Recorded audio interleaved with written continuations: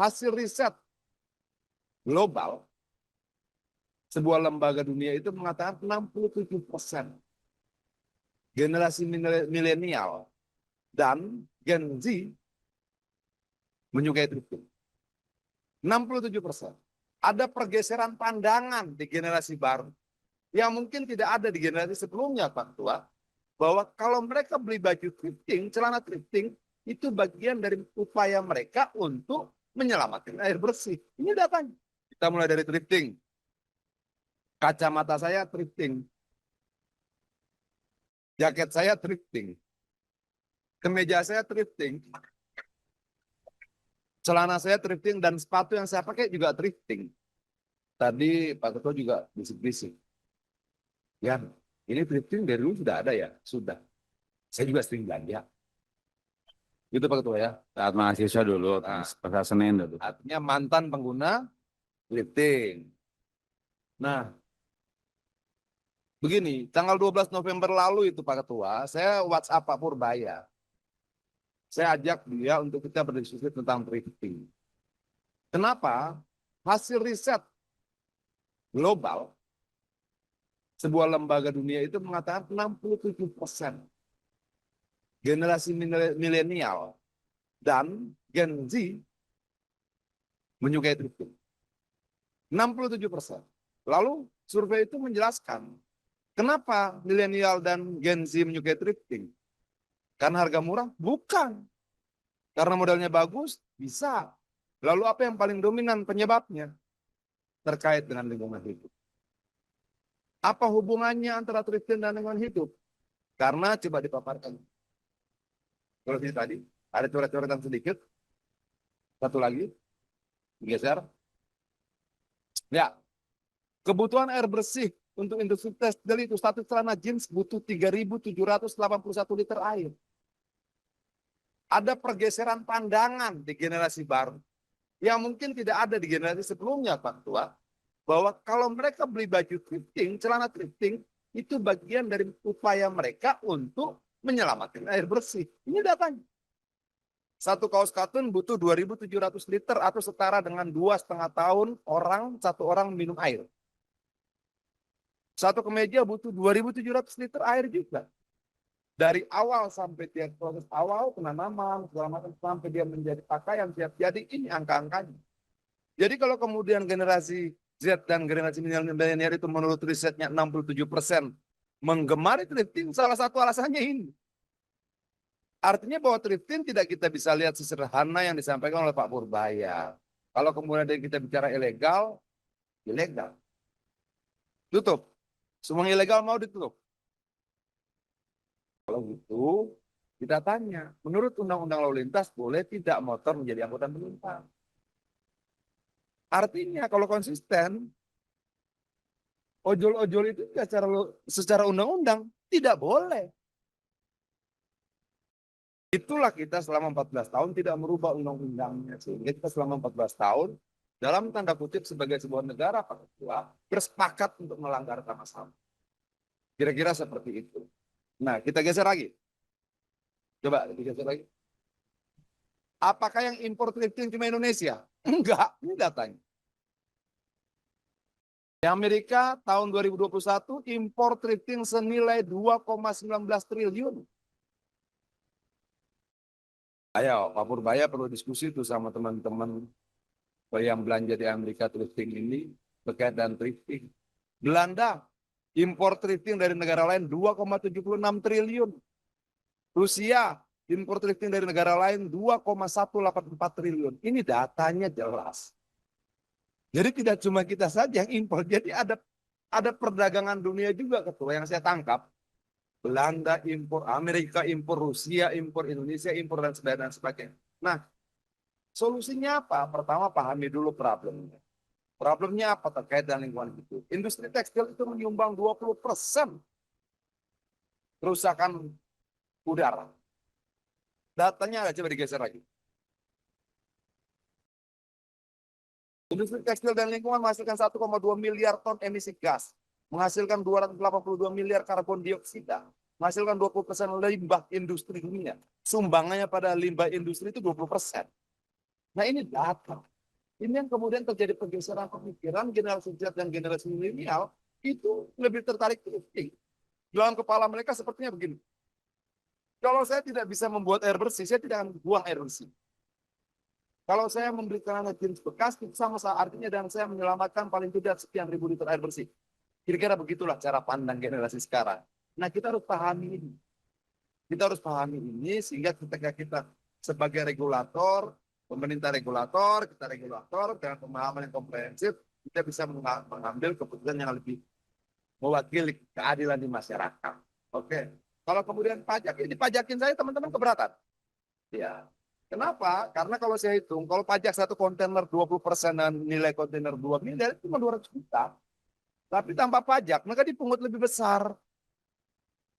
Artinya ketika thrifting tidak dilegalkan sama saja, bisa dimaknai ketua, dengan membiarkan pungutan-pungutan liar itu terus terjadi. Bagaimana kemudian agar pungutan liar itu tidak terus-menerus, negara ambil alih dalam bentuk pajak. Lalu bagaimana kalau misalnya kebanyakan? Enggak. Thrifting ini segmented pasarnya. Pasarnya nambahnya kecil sekali. Kenapa? Mereka yang suka mode-mode yang berbeda. Mereka tidak mau barang-barang didapatkan di banyak tempat dengan mudah dan sebagainya. Harga terjangkau, kesadaran lingkungan. Segmen ini tidak mudah tergantikan. Nah, menurut saya untuk awal adalah dilegalkan tapi dibuat kuota. Oke, kita buat perbandingannya coba. Gambar yang pertama. Nah, ini sama-sama ilegal nih. Ini semuanya data-data yang juga resmi. Data 28.000 kontainer ini adalah data dari asosiasi garment, asosiasi benang filamen dan sebagainya.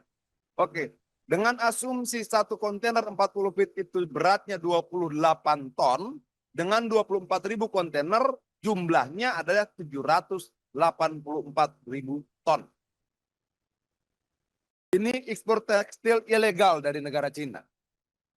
Oke, lalu kita lihat impor thrifting ilegal berapa? Menurut Kementerian UMKM 3.600 ton. Lalu berapa sumbangsih ilegalnya thrifting? Perbandingannya impor thrifting itu hanya 0,5% dari impor ilegal tekstil dari Cina. Nah, data ini dimiliki nggak oleh Kementerian Keuangan? Jangan-jangan Pak Menteri maksudnya baik, tapi dia dengar data yang salah. Nah, dalam hal inilah Badan Aspirasi Masyarakat ini di dalamnya teman-teman ada komisi 11, ada komisi 2, ada komisi 1, saya komisi 5. Jadi setelah kita rapat begini, teman-teman komisi 11 bisa pertanyakan pada Menteri Keuangan. Bisa pertanyaan pada Bea Cukai.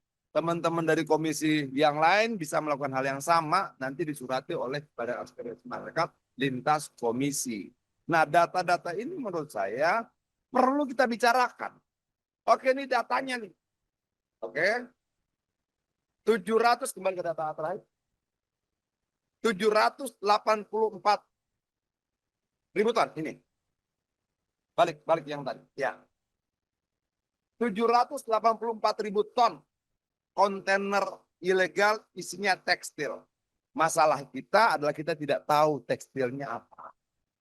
Apakah celana, apakah kemeja, apakah kaos. Data itu tidak ada. Oke.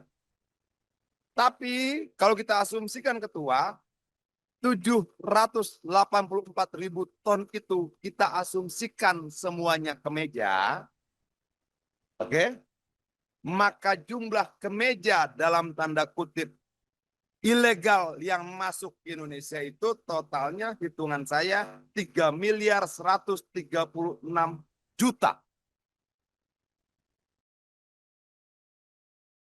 784 ribu ton ini setara dengan 784 juta kilo.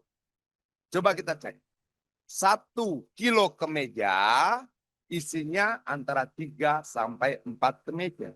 Kalau begitu 784 juta kilo dikali 4 angkanya 3 miliar 136 juta 50 ribu kemeja ilegal yang masuk ke Indonesia setiap tahun.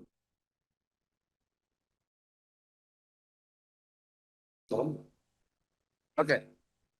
Lalu orang bilang ini membunuh UMKM. Mari kita hitung. Bagaimana menghitungnya? 3.136.000 kemeja itu kita asumsikan diproduksi berapa banyak. Oke, kita ambil gampang-gampang saja biar nggak terlalu pusing.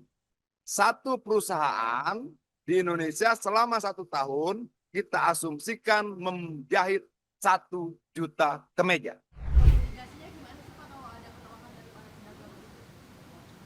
Penolakan, siapa yang nolak saya tangkap duluan. Kalau yang pelaku thrifting yang nolak-nolak itu ya saya tangkap duluan ya, berarti kan dia pelakunya, clear. Malah maju, malah untung saya. Coba yang ini, dia kan ngaku bahwa saya pengimpor ilegal kan, alhamdulillah. Pak, di pasar Senen kan juga banyak yang menjual pakaian-pakaian bekas itu ya Pak, termasuk itu juga Pak akan dibantu. Ya saya nggak akan raja ke pasarnya, saya cuma di pelabuhan aja. Ya, nanti otomatis kalau itunya kurang kan suplainya kurang dia jual kurang. Tapi nanti akan saya lihat seperti apa. Harusnya sih pelan-pelan kan suplainya habis kan. Kalau suplainya dicekik kan pasti akan beralih ke barang-barang dalam negeri. Saya harapkan mereka belanjanya dari produk-produk dalam negeri nanti, UMKM kita lah.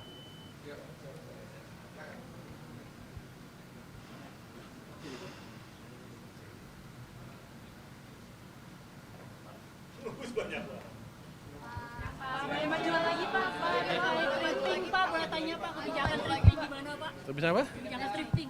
Thrifting apa? Baju Oh, impor. kan akan kita monitor terus kan di lapangan. Jadi nanti nama-namanya saya udah punya sih, siapa yang tukang itu yang biasanya tukang impor segala macam. Saya harapkan mereka mulai hentikan itu karena ke depan kita akan tindak. Sekarang pun di lapangan kita periksa terus dari waktu ke waktu. Kalau ketangkap ya nggak bisa kayak dulu lagi kira-kira. Jadi kita orang kan suka bingung kalau itunya mati berarti nggak ada supply. Supply-nya barang-barang domestik harusnya nanti. Biar industri domestik juga hidup lagi. Berarti nasib dari pedagang para pakaian bekas di pasar ini siapa Pak? Nasibnya? Ya nanti dia beli pakaian-pakaian dari produsen dalam negeri lah. Kan masa kita mau legalkan yang ilegal sementara produsen dalam negeri mati, kan sama juga untungnya nanti dia dapatnya. Kan mereka yang penting untung kan. Ya. Secara tidak langsung berarti untuk penjualan barang impor thrifting seperti itu berarti dilarang oleh pemerintah ya? Kalau ilegal emang dilarang kan. Nggak tahu siapa yang melegalkan. Kalau saya pikir sih ilegal harusnya dilarang kecuali dia bisa legal dengan melalui jalur tertentu. Tapi kalau selama ini kan yang disebut balpres itu kan itu akan dilarang dan saya pernah bilang kan tanya ke orang bea cukai apa hukumannya hanya ditaruh di mereka bahannya dimusnahkan terus orangnya dipenjara. Saya bilang saya rugi cuma udah ngeluarin uang buat musnahin barang terus ngasih makan orang lagi. Jadi nanti barangnya dimusnahkan, orangnya denda, dipenjara juga dan akan di blacklist. Yang terlibat itu saya akan larang impor seumur hidup. Aturannya kapan keluarnya Pak? Sebentar lagi. Berarti udah ada pembicaraan sama pedagang Pak? Oh? Kenapa nggak Menteri Perdagangan? Kan itu ilegal. Kenapa mesti bicara dengan Menteri Perdagangan? Emang ada peraturan Menteri Perdagangan yang melegalkan itu? Nggak, maksudnya kan Kerjasamanya koordinasinya sama kerjasama koordinasi kan aturannya itu Pak. Kenapa memberantasnya Menteri Perdagangan? Instrumen dia di mana? apa langsung dari Kementerian Keuangan Pak berarti aja peraturan? Itu kan bea cukai pasti kan yang jaga bea cukai nanti kalau di lapangan mungkin yang baru mungkin Kementerian Perdagangan tapi yang saya jaga yang di bea cukai yang di port-port masuk saya fokus di alat-alat yang saya kuasain bea cukai pajak dan lain-lain ya. Berarti juga PMK ya Pak? Aturannya? Aturan apa? Itu kan ilegal eksekusi sesuai dengan pelanggarannya. Nanti kita perketat aja peraturan yang tadi yang bukan yang hanya ada katanya kelemahan hukum di sana tapi kan kita bisa akalin nanti di lapangan seperti apa. Pak, kalau mitigasinya gimana sih Pak kalau ada penolakan dari para pedagang? Penolakan, siapa yang nolak saya tangkap duluan. Kalau yang pelaku thrifting yang nolak-nolak itu ya saya tangkap duluan ya, berarti kan dia pelakunya, clear. Malah maju, malah untung saya. Coba yang ini, dia kan ngaku bahwa saya pengimpor ilegal kan, alhamdulillah. Pak, di pasar Senen kan juga banyak yang menjual pakaian-pakaian bekas itu ya Pak, termasuk itu juga Pak akan dibantu. Ya saya nggak akan raja ke pasarnya, saya cuma di pelabuhan aja. Ya, nanti otomatis kalau itunya kurang kan suplainya kurang dia jual kurang. Tapi nanti akan saya lihat seperti apa. Harusnya sih pelan-pelan kan supply-nya habis kan. Kalau supply-nya dicekik kan pasti akan beralih ke barang-barang dalam negeri. Saya harapkan mereka belanjanya dari produk-produk dalam negeri nanti, UMKM kita lah. Pak, satu lagi Pak. Pak, ini kan ada tanggapan Pak dari Pak Nasan Asmi bahwa ya gaya komunikasi Bapak lagi-lagi dikritik gitu. Kenapa? Di kabinet. pemerintahan Pak. Nah, itu gimana? Mana indeksnya dulu? Gambar saya tunjukin ya. Saya gambar. Itu saya selalu pakai survei ke masyarakat. Apakah saya mengurangi kepercayaan masyarakat ke pemerintah apa tidak? Kalau dari angka kita yang terakhir, ini baru keluar angka bulan survei bulan Oktober ini dari dulu dan anak saya, tapi sekarang di surveinya dilakukan oleh LPS. Ini indeks kepercayaan masyarakat ke pemerintah. Kalau jatuh seperti ini keadaan buruk. Kalau sana bagus. Ini kemarin waktu bulan September, Agustus September itu turun terus, Juli Agustus September turun terus ke titik terendah sini. Inilah terjadi banyaknya demo. Tapi kita lakukan kebijakan yang mungkin untuk bagian kalangan agak drastis, agak ceplas-ceplos. Tapi ini berhasil mengembalikan sentimen masyarakat ke pemerintah. Justru ini levelnya sekarang udah level sama dengan ini. Jadi sudah stabil lagi. Jadi stabilitas pemerintahan amat baik di mata masyarakat. Kecuali di mata orang itu ya. Kenapa? Karena daya belinya juga membaik. Ini daya beli itu yang ini. Ini kepercayaan konsumen nih turun karena ekonomi buruk. Ketika ekonomi bagus ini ke sana naik lagi. Ini sama ini ada korelasinya. Ketika ekonomi buruk mereka nggak suka pemerintah. Makanya banyak demo besar-besaran. Tapi ketika mulai balik mereka juga senang ke pemerintah. Jadi sepertinya saya cowboy. Tapi yang saya lakukan adalah mengembalikan kepercayaan masyarakat ke pemerintah. Itu juga atas pemerintah Bapak Presiden.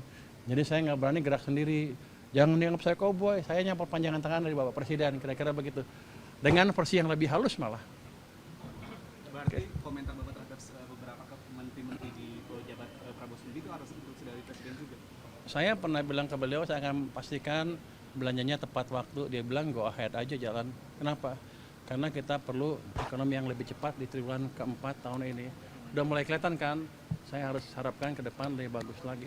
Saya tidak mencampuri kebijakan mereka ya, tapi memastikan bahwa penyerapan anggarannya tepat karena uangnya kan ada biayanya untuk saya, ada kosnya. Makasih ya. Makasih ya. Testimoni tadi boleh Pak acara tadi Pak. Di sini Pak. Makasih ya. Berbagi itu ada yang lagi ngomongnya mau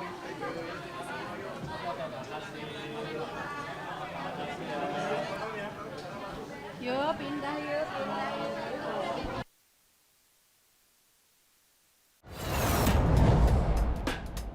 Saatnya Gen Z tentukan arah. Dialog inspiratif bersama narasumber terkemuka. Generasi muda melek finansial di era digital. Workshop beauty class. Audisi calon jurnalis muda iNews. Live stage performance musisi tanah air.